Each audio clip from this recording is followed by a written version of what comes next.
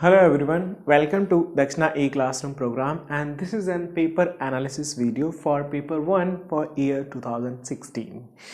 First thing is, this video is important for every person who is having target, who is preparing, who is in initial or final stage of IIT preparation. Initial stage में है तो आपको ये video इस तरह से help करेगा कि आपको फैमिलियर कराएगा कि आईआईटी क्या है, किस तरह के क्वेश्चन पूछता है, कहाँ से कितना वेटेज, 11th 12th में कौन सी चीज़ें क्या इंपॉर्टेंट है. It will give you some insight, some overview about that. जो आईआईटी में क्वेश्चन पूछे जाते हैं वो उनका लेवल किस तरह का रहता है, कैसे क्वेश्चन होती हैं, it will tell you about that too also.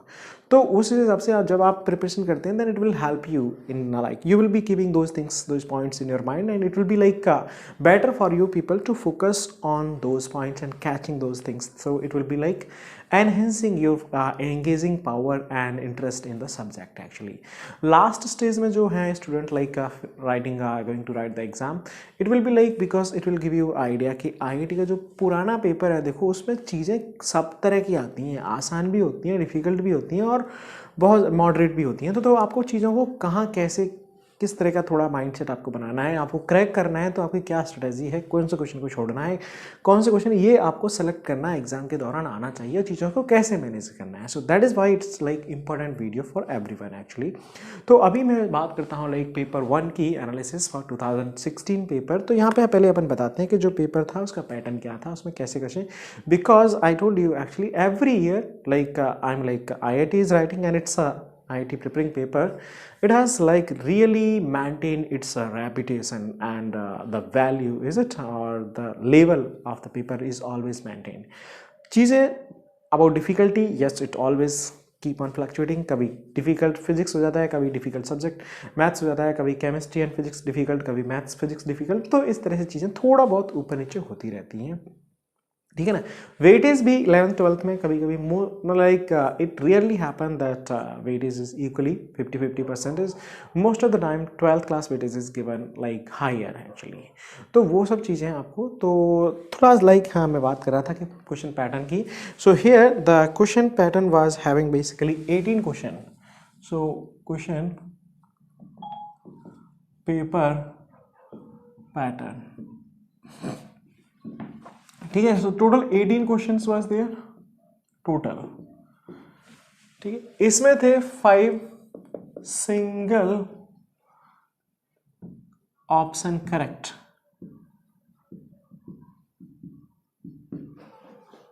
Multiple choice questions 5 questions. इसमें marking +3 for correct, 0 not marked, -1 for wrong marked, ठीक है. Next there were 8 1 or more than 1 option correct type and multiple choice questions. तो यहाँ की थोड़ी सी marking different थी basically. तो यहाँ पे थोड़ा सा मैं आपको बता देता हूँ. Marking was +4 if all correct are marked properly. It's 0 if not marked, मतलब कोई भी ऑप्शन अगर मार्क नहीं किया गया है तो 0 है. It's +1, 4 ऑप्शन रहते हैं, उनमें से अगर ओनली सही वाला ऑप्शन करेक्ट किया गया then it will be like +1 for every correct, means only correct option is marked. मतलब जैसे अगर आंसर है ए बी सी मार्क किया तो आपको 4 नंबर मिलेंगे. ए एंड बी मार्क किया, ए एंड बी दोनों, तो आपको +1 मीन्स 2 मार्क्स बेसिकली. अब अगर यहाँ पे आपने A B and D mark कर दिया then it will be basically -2 marks. मतलब कि अगर आपने रॉन्ग मार्क आंसर किया तो सीधा -2 मार्क्स. ओनली करेक्ट मार्क करने पे पार्शियल मार्किंग है. And next was 5 single digit integer type question, ठीक है ना. Single digit integer type questions. तो इसमें भी मार्किंग बेसिकली +3 इफ करेक्ट, इसका आंसर होता है 0 to 9 including both integer and 0 here there was no negative marking. So this was the pattern of exam. अब अगर अपन इसमें थोड़ा सा और डीप में डिटेल में जाते हैं तो 11th क्लास का कितना वेटेज था, कुछ 12th पार्ट का कितना वेटेज था. सो 11th and 12th number of questions asked. तो 11th क्लास से यहाँ पे पेपर 1 में ओनली देखो 6 क्वेश्चन पूछे गए एंड 12th क्लास से देयर वाज 12 क्वेश्चन. तो यहाँ पे आप देख सकते हैं the weight is given to 12th class it's much higher. For 11th class it's around 34% and 12th class 66%. ठीक है ना. मार्क्स वाइज देखा जाए कि 11th क्लास के कितने मार्क्स थे, तो 6 question it was having a marks weightage of 21 and 41 marks. So here you can see like 12th class was given high weightage compared to 11th class. Normally like ये case भी generally like rarely होता है जहाँ पर 12th class का weightage काफ़ी ज़्यादा होता है compared to 11th class. Otherwise मतलब 40-50 थोड़ा बहुत ऊपर नीचे होता है. यहाँ पे तो 34 to 66 मतलब like it's quite large difference actually. So that was. और क्लास वाइज तो यहाँ पे अगर देखें फिजिक्स में तो टोटल के लिए अगर मैं ये this is about your this paper total के लिए देखें तो टोटल मतलब लाइक जो मार्क्स थे तो 12th क्लास को 79 marks and 11th class only 45 marks actually. और टोटल क्वेश्चंस की बात करें, ठीक है ना, this is about paper 1. For total paper की अगर मैं कंप्लीट पेपर की बात करता हूँ तो 11th क्लास से टोटल क्वेश्चंस थे 13 and here it's 23 question and marks here actually 45 questions marks and 79 marks. तो यहाँ पर देख सकते हैं कि 12th class was given quite high weightage और पेपर पैटर्न अपन को समझ में आ गया. हाँ, next thing is about difficulty level. ठीक है ना. सो डिफिकल्टी लेवल बेसिकली कि जो क्वेश्चंस पूछे जाते हैं, डिफिकल्टी लेवल का मतलब रहता है कि यहाँ पे आसान, मॉडरेट और टफ, डिफिकल्ट तीनों कैटेगरीज के क्वेश्चन पूछे जाते हैं हमेशा. अगर मैं कहता हूँ एक पेपर बहुत ज़्यादा डिफिकल्ट था, इसका मतलब भी ये नहीं होता कि उसमें एक भी आसान क्वेश्चन नहीं होता. Definitely not. बट बस जो वेटेज होता है, कभी आसान क्वेश्चन ज़्यादा हो जाते हैं, कभी डिफिकल्ट क्वेश्चन ज़्यादा हो जाते हैं. That only changes actually. तो इसमें जो अगर देखा है तो फिजिक्स का जो पेपर 1 का था it's like easy to moderate, मतलब ज़्यादा काफ़ी सारी चीज़ें इजी और कुछ moderate, tough question, difficult question कम थे बेसिकली. हाँ, paper 2 basically it was like quite difficult, moderate to tough और मोस्टली रीचिंग टुवर्ड्स टफ. अगर मैं इसमें टोटल पेपर की बात करता हूँ like number of questions for again complete paper, तो एक इजी, मॉडरेट एंड डिफिकल्ट. ठीक है.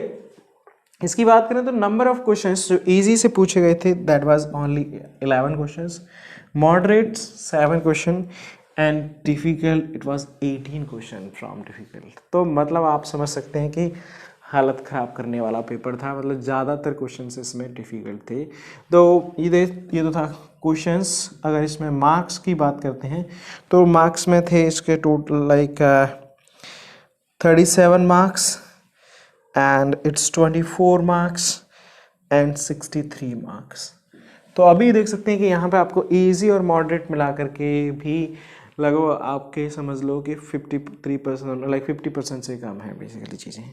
So paper overall was like difficult. हाँ, अगर पेपर 1 और 2 में देखा है तो paper 1 was quite easy but 2 was difficult paper actually. तो this is about the difficulty. हाँ, नॉर्मली जो ट्रेंड रहता है वो ये रहता है कि जैसे मान लो 30% अराउंड तुम्हारे इजी रहते हैं, 30 to 40% समथिंग लाइक मॉडरेट रहते हैं, नेक्स्ट लास्ट 20 to 30% डिफ़िकल्ट रहते हैं. लेकिन यहाँ चीज़ें थोड़ी सी ज़्यादा डिफ़िकल्टी साइड चली गई. तो नेक्स्ट एक ये है कि जो क्वेश्चंस पूछे गए मतलब लाइक तो 11th और 12th पार्ट में जो यूनिट वाइज अगर देखा है तो कौन सी यूनिट का कितना वेटेज और कितने क्वेश्चन पूछे गए, let me tell you about that too also. Okay, so next, if we look at the unit and topic wise, the weightage and number of questions and marks asked in complete paper for paper 2016 year, ठीक है ना. तो उसमें देखो मतलब like जो units हैं mainly broadly अपन इसको लाइक इन पार्ट्स में डिवाइड कर देते हैं, 2 4 6 6 यूनिट्स विद. सो इलेक्ट्रोडायनेमिक्स, यहाँ पे आपके पास current, electricity, capacitor, electromagnetic field, EMI, AC and electromagnetism, ये सब चीज़ें पूरा, और इलेक्ट्रोस्टैटिक आता है. तो इट हैज़ लाइक डेफिनेटली इस चैप्टर का क्वाइट हाई, मतलब ये यूनिट है उसका अच्छा खासा वेटेज रहता है. Only the thing is that ये यूनिट भी बहुत बड़ा है बेसिकली, तो काफ़ी मेहनत चाहिए होती है. So here this year also it was like 8 questions, 28 marks and 22.6% is something weightage.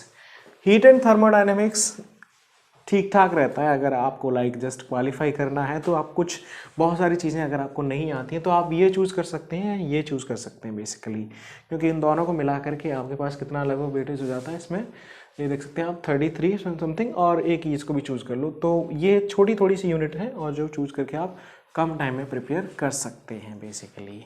But it's like only for those जो just want to crack it, just want to clear it. आप बहुत ज़्यादा अच्छा एक्सपेक्ट नहीं कर सकते rank basically. तो इसके लिए आपको तो चीज़ें अच्छा आना चाहिए, पूरा पार्ट बेसिकली फिजिक्स का, ठीक है ना. तो हीट एंड थर्मोडायनेमिक्स ठीक ठाक वेज में 2-3 चैप्टर रहते हैं, KDG and thermodynamics and heat transfer. तो it was like total 5 questions was asked from this. तो यहाँ पे थर्मल एक्सपेंशन, हीट ट्रांसफर से इसमें इस बार अच्छे क्वेश्चन पूछे गए 3, और KDG thermodynamics and calorimetry thermal expansion से 1 question. So total like 13% weightage. तो ठीक ठाक है, मतलब लाइक कि जितनी मेहनत उसके हिसाब से अच्छा वेटेज दिया जाता है. Mechanics, it's like very largest part of basically 11th class physics, मतलब जो 11th क्लास की फिजिक्स है उसका काफ़ी बड़ा पार्ट है बेसिकली मैकेनिक्स. उसमें काफ़ी टाइम लगता है, बहुत कुछ सीखने को पढ़ने को होता है, और उसके हिसाब से काफ़ी सारे क्वेश्चंस भी इससे हमेशा मोस्ट ऑफ द टाइम पूछे जाते हैं. Weightage is also given good, it's around 25% of the complete physics. Modern physics, it's like very interesting topic actually, और इसमें चीज़ें ये है कि बहुत ज़्यादा घुमाई जा सकती हैं, ठीक है. आपको चीज़ें आती हैं तब भी इतनी हालत ख़राब की जा सकती है, अच्छे लेवल के क्वेश्चन बन सकते हैं. मॉडर्न फिजिक्स में क्या है, थोड़ी सी चीज़ें मतलब लाइक कैलकुलेशन थोड़ा सा आपको डिफिकल्ट लग सकता है, लेकिन बहुत ज़्यादा डिफिकल्ट क्वेश्चन बनते नहीं हैं इसमें, बहुत ज़्यादा डिफिकल्ट नहीं बनते. जैसे मैकेनिक्स में बहुत ज़्यादा हाई लेवल के क्वेश्चन बन सकते हैं, इसमें बहुत रेयरली ऐसा होता है. तो ये पार्ट ऐसा है कि थोड़ा टाइम इन्वेस्ट आप करते हो तो मतलब श्योर शॉट आप चीज़ें यहाँ से सिक्योर कर सकते हो marks basically. So modern physics like छोटा टॉपिक है, इसमें मतलब basically nuclear physics, Bohr model, photo electric effect और एटॉमिक स्ट्रक्चर, मतलब basically Bohr model, atomic structure, it's same thing basically. तो ये पार्ट है, इसमें देखो 7 क्वेश्चंस, 23 मार्क्स एंड 18.5%. तो हमेशा most of the time it's weightage is quite good actually. और इसमें भी देखें तो लाइक अगर देखा जाए तो इसमें मॉडर्न फिजिक्स मतलब सिंपली टोटल बता रखा है इसमें. ऑप्टिक्स, ऑप्टिक्स में आपके पास geometrical optics and wave optics. Wave optics तो मतलब आपका इस मतलब 2 दिन का चैप्टर है, जीरो से लेकर के एंड तक फिनिश करने में आप 2 दिन में इसको चार्ट सकते हैं, पूरा फिनिश कर सकते हैं. एक क्वेश्चन तो इससे पक्का ही आता है, 4 नंबर अगर आपको श्योर शॉट, तो इस बार भी एक क्वेश्चन पूछा गया 4 नंबर का basically sure shot, and remaining 4 questions was from geometrical optics. ये चैप्टर भी इंपॉर्टेंट होता है, काफ़ी बड़ा होता है बेसिकली यहाँ पे. बस ये है कि आप मेहनत करोगे तो उसके हिसाब से आपको रिवार्ड्स यहाँ पे मिलता है. सो 4 questions total, it has like quite good 14.5% weightage. तो आप ये तैयार कर लो, ये तैयार कर लो और ये तैयार कर लो, मतलब ये सब चीज़ें आपको लाइक 40% वेटेज, तो मतलब ठीक ठाक आपको अच्छा क्रैक करने में हेल्प कर सकती हैं चीज़ें. और SHM एंड वेव अच्छे ठीक ठाक बड़े टॉपिक्स हैं दोनों ही. SHM से इस बार 1, वेव से भी 1, और 4 नंबर का टोटल 6.45 वेटेज परसेंटेज वेटेज था. तो this was basically about the weightage given to different topics units. तो आप उसके हिसाब से चीज़ें आप देख सकते हैं कि आप फाइनल स्टेज में then according to your situation कि आपको कहाँ पर है, आपको कितना मेहनत कहाँ करना चाहिए, so that you are securing at least qualifying marks in the final exam. So let me just tell you about the questions paper के, मतलब उसमें कैसे क्वेश्चन और लेवल वगैरह कैसा पूछा गया basically. Okay, so about the question paper, I will be discussing question wise actually, and For detailed solution you will have different separate video, you can go through that. I will be talking about the question basically कि क्या question था, इसको कैसे deal किया जा सकता था, कब इसको अटेम्प्ट करना था, ईजी था तो आपको सीधे सीधे अटेम्प्ट करना रहता है। कुछ क्वेश्चन ऐसे होते हैं कि जो छोड़ने ही होते हैं, तो ये भी आपको आदत में डाल लेना चाहिए, मतलब कि during exam you are not suppose to attempt every question. कुछ क्वेश्चन तो मतलब बस ये समझ लो कि आपकी हालत ख़राब करने के लिए आते हैं, तो उनसे बच के रहने का होता है बेसिकली, तो वो चीज़ें भी आपको समझ में आनी चाहिए। तो चलो चलते हैं। तो यहाँ पे है क्वेश्चन अपने पास, question number 1, in a historical experiment determine the Planck constant की वैल्यू अपन को डिटरमाइन करनी है। तो वहाँ पे आपको जो इंसिडेंट वेवलेंथ है फोटोन, उसकी वेवलेंथ वर्सेस स्टॉपिंग पोटेंशियल दे रखा है, और उसके बेसिस पे आपको एच की जो वैल्यूज तुम्हें लैम्डा दिया गया है और करस्पॉन्डिंग स्टॉपिंग पोटेंशियल। तो यहाँ पे आपको E into V stopping potential V naught is equal to h C by lambda minus 5, दो वैल्यू के लिए आप इसको सॉल्व करेंगे तो वी स्टॉपिंग पोटेंशियल आपके पास H C by E into lambda minus 5 by E आ जाता है। दो वैल्यू के लिए रख देंगे तो यहाँ से सॉल्व करके अपने पास एच की वैल्यू, ये वैल्यू पता है, लैम्डा की वैल्यू पता है, बाकी सब चीज़ें सब्सटीट्यूट करके एच की वैल्यू कैलकुलेट की जा सकती थी। तो ये मतलब कि एप्लीकेशन बेस्ड क्वेश्चन है, जिसको लाइक ईजिली आप सॉल्व कर सकते थे, not very difficult. Next question number 2, उसमें है आपको क्वेश्चन दिया गया है यूनिफॉर्म रॉड, एक स्टिक ऑफ लेंथ मास सब कुछ आपको दिया गया है, वॉल एक प्रॉपर अरेंजमेंट में, एक वॉल है इस तरह से और एक स्टिक को इस तरह से होल्ड किया गया है, एंड यहाँ पर दे रखा है तुम्हें नॉर्मल रिएक्शन N1 और ये normal reaction. It is mentioned that these two normal reactions are equal, friction is also present here. तो अब आपको इनकी वैल्यूज मतलब लाइक ये हाइट h है, टोटल लेंथ L है, and some angle is also given to the stick make an angle 30 degree with the wall. तो ये एंगल भी 30 डिग्री रखा है और सिस्टम ये तुम्हारा इक्विलिब्रियम है।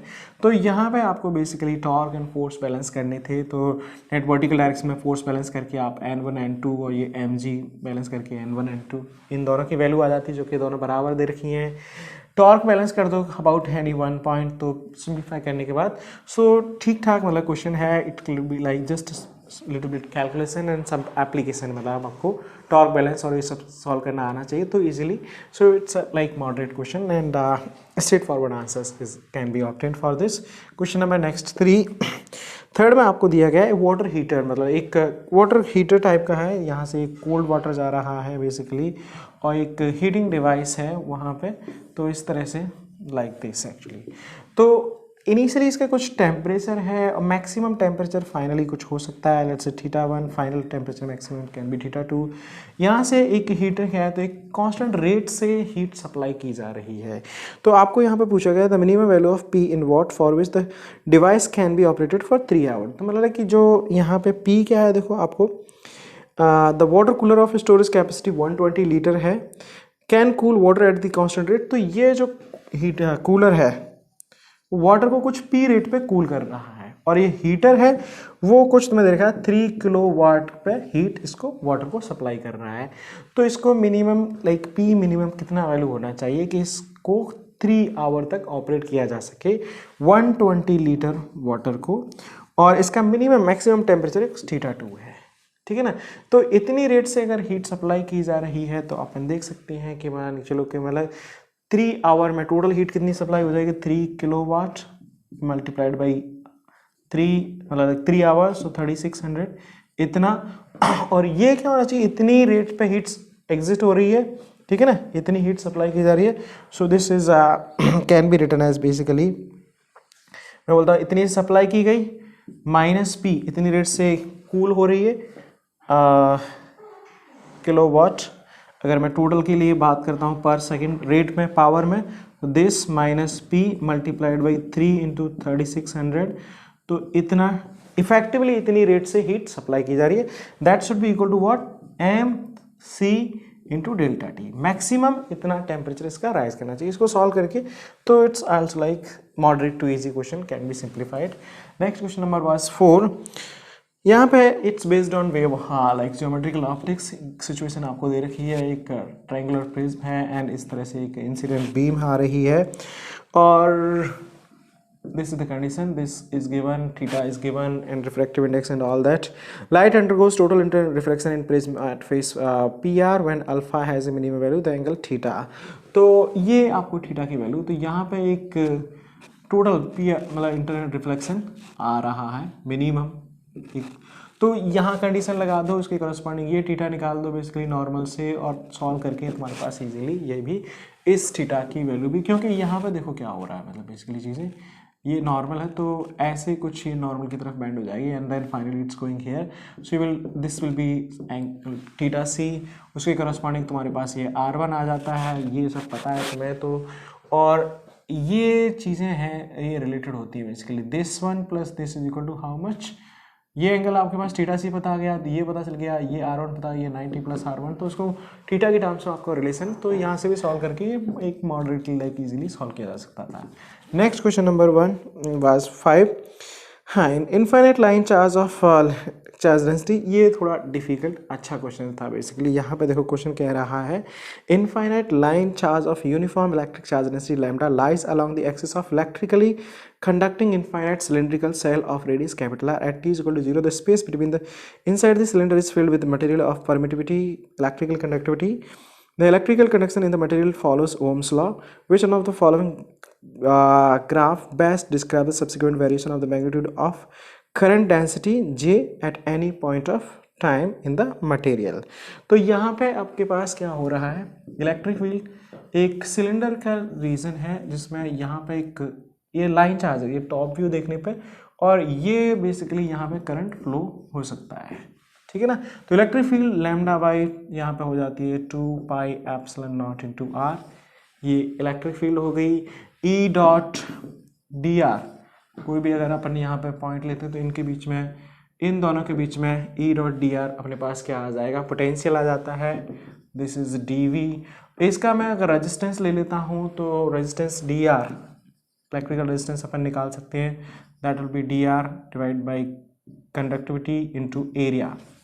तो रेजिस्टेंस और करंट आ जाएगा आई अपने पास, basically I will be equal to how much, D V divide by resistance R, ठीक है ना। तो यहाँ से अपने पास एक आई का एक्सप्रेशन आ जाता है, आई जो भी है sigma lambda into L divide by epsilon. और करंट डेंसिटी देखो, मतलब यहाँ से चीज़ें क्या हो रही हैं, अब ये जो चार्ज था तो लैम्डा इंटू एल, अगर एल लेंथ का ये सिलेंडर मैं लेता हूँ इधर, तो ये D by D T of this is the current, और ये करंट को आप इसके बराबर इक्वेट कर दो, तो यहाँ से आप सॉल्व करके वैल्यू आपके पास करंट फंक्शन ऑफ टाइम वगैरह वेरिएशन आ जाता है, और जिसको करंट फंक्शन ऑफ टाइम आ गया divide by area will be current density, and you can plot it, so that will be like coming. तो this is a sort of like tough question, you will have to use your brain a lot basically. Next question was 6th। तो ये थे अब तक यहाँ तक single correct option type question, basically MCQs। Next है यहाँ पे मतलब थोड़ा सा ये मार्किंग भी कभी कभी चीज़ें को काफ़ी कॉम्प्लेक्स बना देती है। जैसे ये वाला पार्ट है, इसमें मार्किंग ही है +4 +1 पार्शियली करेक्ट, 0 एंड -2 अगर रॉन्ग हो जाता है तो क्वेश्चन नंबर 6 है जो कि सेक्शन 2 का है। Highly excited state of hydrogen-like atom, also called Rydberg constant, with the JEE are defined by their principal quantum number n greater than or equal to very greater than. But which of the following statement is a relative change in radii of two consecutive orbital does not depends?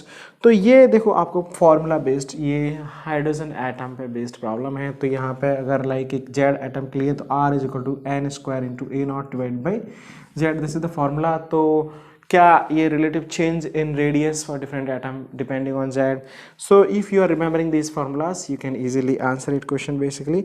तो ये आपको check करके देखना रहता है basically, it's based on modern physics, so it's like memory based, क्योंकि यहाँ पे आपको फॉर्मूले अगर याद हैं तो आसानी हो सकती थी, अदरवाइज आपको डेराइव करना तो it would be very lengthy. So moderate to tough this will be next question. Next question number 7।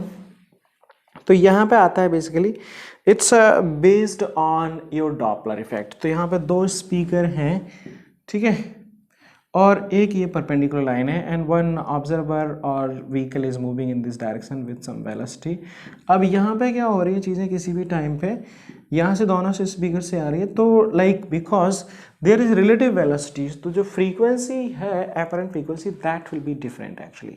तो इस पॉइंट पे यहाँ पे ये अप्रोच कर रहा है, थोड़ी देर बाद ये सेपरेट करने लग जाएगा, तो आपको क्या होगा, जो अपरेंट फ्रीक्वेंसी है that's like frequency, let me write it, f is equal to f0, you get the expression. तो अपने पास ये इस रीजन में, इस रीजन में आपके पास रिलेशन आते हैं, फिर उसके बाद आपको ऑप्शन चेक कर लेने का है. सो it's also like good moderate question basically. Next question number 8. तो एन इनकेंडेंस, ये भी मतलब अच्छा डिफिकल्ट क्वेश्चन है बेसिकली, सोचने वाला है यहाँ पे. Incandescent bulb has a thin filament of tungsten that is heated to high temperature by passing an electric current. The hot filament emit black body radiation. Filament is observed to break up at random location after sufficiently long time of operation. तो जो आपका bulb रहता है basically, तो उसमें आपने देखा होगा एक इस तरह का टंगस्टन फिलामेंट रहता है बेसिकली बल्ब के अंदर, ठीक है ना. और ये एक हीट करने पर काफ़ी देर तक एक पॉइंट से टूट जाता है, ब्रेक हो जाता है. This is we are also knowing that. तो बल्ब फ्यूज बोलता है, अपन इसको बोलते हैं.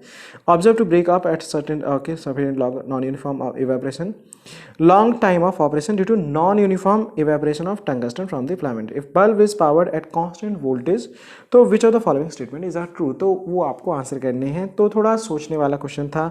तो यहाँ पे filament emit more light at higher band of frequencies before it break. क्योंकि इसमें क्या होगा, यहाँ पे जो हीटिंग हो रही है वो नॉन यूनिफॉर्म होगी बेसिकली. तो एक पॉइंट पे हीटिंग ज़्यादा हो जाएगी एंड दैट्स वाई लाइक ज़्यादा हीटिंग होगी तो more radiations will be definitely emitted. So उस हिसाब से like and filament consume less electrical power towards the end of the life, क्योंकि बाद में वो क्या होगा, ब्रेक होने वाला होगा. So it will be like breaking down, तो रेजिस्टेंस वहाँ पे कम हो जाता है. So it will be like consuming less electrical power basically. तो that way like you can it's like thinking, थोड़ा दिमाग और सोचने वाला क्वेश्चन था. So like moderate to tough question. Next question number is 9. Plano convex lens. ये क्वेश्चन basically just समझने के लिए थोड़ा सा डिफिकल्ट था, अदरवाइज इसमें कुछ खास था नहीं. एक प्लेनो कॉन्वेक्स लेंस है, तो इसमें क्या हो रहा है बेसिकली, एक तो ये लेंस की तरह यहाँ पे एक ऑब्जेक्ट है, दो इमेज बन रही हैं. तो एक तो ये लेंस है, तो इसकी वजह से यहाँ जो भी ऑब्जेक्ट है इसकी एक इमेज ये बना रहा है. एक ये जो सरफेस है, एक वो रिफ्लेक्टिंग, क्योंकि आपको समझ में आना चाहिए एक लेंस का वो परफेक्टली एब्जॉर्ब ट्रांसपेरेंट नहीं होता, वहाँ पर कुछ रिफ्लेक्शन भी होता है.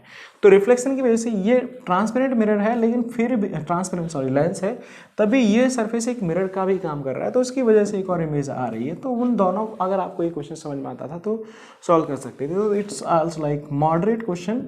अगर लैंग्वेज समझ में नहीं आ रही then it you can be like putting it into difficult category, otherwise it's a moderate question. Next question number 10. तो 10 में आपको दे रखा है it's based on dimensional analysis. तो आपको अगेन चीज़ें, it's like moderate to tough question. यहाँ पे कुछ चीज़ें एप्सिलॉन और लेंथ, परमिटिविटी, बोल्ट्जमैन कांस्टेंट, तो इनको बेसिकली यहाँ पे चीज़ें रहता है कि एनर्जी और फोर्स से रिलेट कर दो, क्योंकि k B Boltzmann constant into T, ये क्या होती है basically energy is equal to force into L, ठीक है ना. तो इस तरह से आपको डायमेंशनली इसको चेक करके देखना था कि कौन सा ऑप्शन करेक्ट है basically, because it's more than one option correct MCQ questions basically. So it's also like moderate to tough question. Next question number was 11. तो 11 में भी फिर भी देखो ये भी अच्छा क्वेश्चन है. यहाँ पे क्या दे रखा है कि एक इनफाइनाइटली लॉन्ग वायर है और एक करंट कैरिंग वायर इस तरह से दिया गया है और इसमें तुम्हें करंट की डायरेक्शन दे दी गई है. अब इसमें जो फ्लक्स है तुम्हारे पास, magnitude of induced EMF in this wire कितना होगा, ये क्वेश्चन को तो सोचना ही थोड़ा सा अजीब सा लगता है कि यहाँ से कैसे अप्रोच करेंगे और कैसे आएगा. लेकिन इसके लिए तरीका ये रहता है कि यहाँ पे इस तरह के क्वेश्चंस, और भी एक स्टैंडर्ड क्वेश्चन ही है, बहुत ज़्यादा लाइक डिफरेंट नहीं है जो नॉर्मली अपन EMI में पढ़ते हैं. तो यहाँ पे क्या रहता है कि अपन इसमें करंट फ्लो करा करके इसमें फ्लक्स और फिर म्यूचुअल इंडक्टेंस निकाल सकते हैं. तो म्यूचुअल इंडक्टेंस की वजह से क्या होगा, इसमें करंट होगा तो इसके करंट की वजह से M into I we can find the flux through the wire also, और इसमें trade off change of this will give you the EMF induced in the wire. तो that way like you will be able to approach it. So it's also moderate to tough like question is बहुत ज़्यादा tough नहीं है, but आपको चीज़ें पता हैं then you can be like answering it. Next question number was 12. यहाँ पे position of the particle, function of time दे रखा है, मास और बाकी सब चीज़ें दे रखी हैं. तो क्वेश्चन यहाँ पे like position R, function of T, it's basic application actually, कुछ भी इसमें कॉम्प्लेक्स नहीं है, थोड़ी सी बेसिक फॉर्मूले और रिलेशन आपको याद हैं चीज़ें. So I will write it definitely easy part basically. थोड़ी सी चीज़ें हैं, कुछ पूछी गई हैं जो आपको चेक करने का है, but easily it can be solvable actually. Next question was 13. तो 13 में है आपको एक transparent take slab of thickness d, यहाँ पे एक ट्रांसपेरेंट स्लैब है. अनदर थिंग इज यहाँ पे ये z डायरेक्शन है and your refractive index mu is a function of z. Actually it's changing refractive index and here it's medium n1, here medium n2. यहाँ पे अगर कोई लाइट रे एंटर करती है और जो भी इस मीडियम में जाती है तो एक्चुअली यहाँ पे रहता है n1 sine theta i equal to n2 sine theta. यहाँ का जो भी थीटा है, theta let's 2 equal to some n function of z into sine of theta. This Snell's law can be applied between any two points basically. और ये जो finally यहाँ से इमिट हो रही है तो वो इस पे नहीं डिपेंड करती, ये सब चीज़ें आपको पूछिएगा. सो it's like a good question. Moderately आप समझ सकते हैं कि कैसा तो बेस एप्लीकेशन है बेसिकली ऑप्टिक्स का. Okay, so next is section 3 that has 5 questions which is single digit integer type, answer 0 to 1 and +3 and no negative marking. Let me first erase the board for this. Okay, so next is section 3 which has 5 questions which are integer type and question number that's 14 basically. तो यहाँ पे एक metal is heated in a furnace where a sensor is kept above the metal surface to read the power radiated, और उसके लिए एक sensor है scale divide किया है जो कि log of 2 p by P not को रीड करता है और एक पार्टिकुलर वैल्यू के लिए इसकी वैल्यू 1 आती है तो उससे आपको पास p पता चल जाता है. p को अपन क्या लिखते हैं sigma e a t power 4.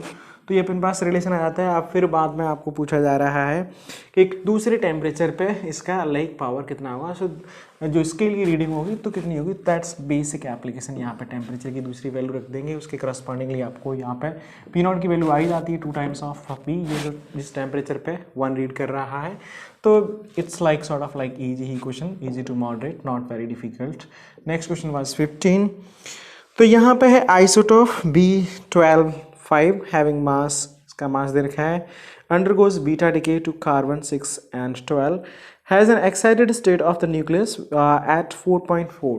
तो यहाँ पे क्या हो रहा है, जो B5 this is 12, it's going in beta decay and converting into C12 plus neutrino anti neutrino and all that. तो ये क्या है, ग्राउंड स्टेट में नहीं है.